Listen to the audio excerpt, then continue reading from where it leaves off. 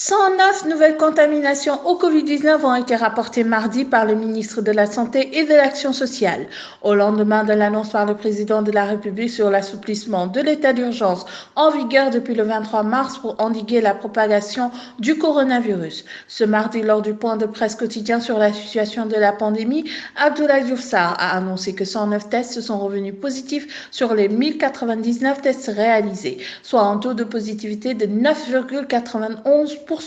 Parmi ces nouveaux cas, 107 sont des cas contacts suivis, alors que les deux autres sont issus de la transmission communautaire. Selon Abdoulaye Diouf Sarr, les cas issus de la transmission communautaire viennent de la Padoue à Dakar et de Touba. Le ministre a signalé que 27 patients ont été déclarés guéris, ce qui porte à 742 le nombre total de guérisons. 9 cas graves sont en observation dans les services de réanimation des hôpitaux de Fann 3, ainsi qu'à Principal 5 et Ziguinchor 1, selon M. Sarr, assurant que l'état de santé des autres malades évolue favorablement. Actuellement, 1233 patients sur les 1995 cas recensés au Sénégal depuis le 2 mars sont sous traitement. On dénombre 19 décès.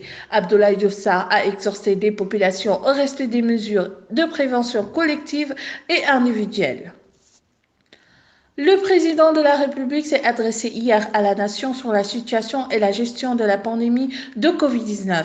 Après avoir félicité l'ensemble du corps médical pour son travail radical et acharné dont il a fait preuve depuis le début de cette pandémie que le coronavirus, il a interpellé la population sur la non-stigmatisation de la maladie, car cette dernière n'épargne personne. Il a ensuite soulevé la question sur les mesures prises, comme l'état d'urgence qu'il a décrété portant sur le couvre-feu qui est allégé désormais à partir d'aujourd'hui mardi 12 mai 2020. De ce fait, les horaires sont allégés et seront désormais maintenus entre 21h à 5h du matin. Il a aussi parlé des horaires de travail qui seront maintenant de 9h à 16h pour les entreprises. Une patrouille de l'armée burkinabèse a été ciblée par une attaque djihadiste lundi à Kanga-Fogol, localité située dans le nord du pays près de la frontière du Niger.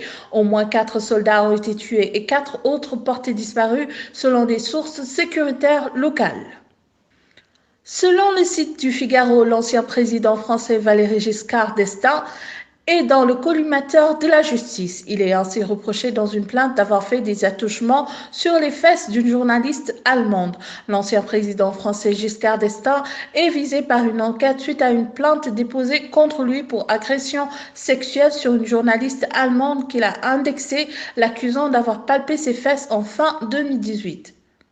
Selon le Figaro, toujours, Anne-Catherine Stark, journaliste de 37 ans à la télévision publique allemande WDR, a déposé une plainte le 10 mars contre Giscard d'Estaing. L'ancien numéro 1 français, qui est actuellement membre du Conseil constitutionnel, est aujourd'hui âgé de 94 ans.